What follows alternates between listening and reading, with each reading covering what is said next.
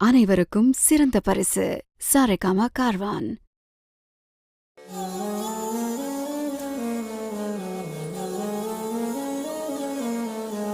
முத்தமழை இங்கு கொட்டி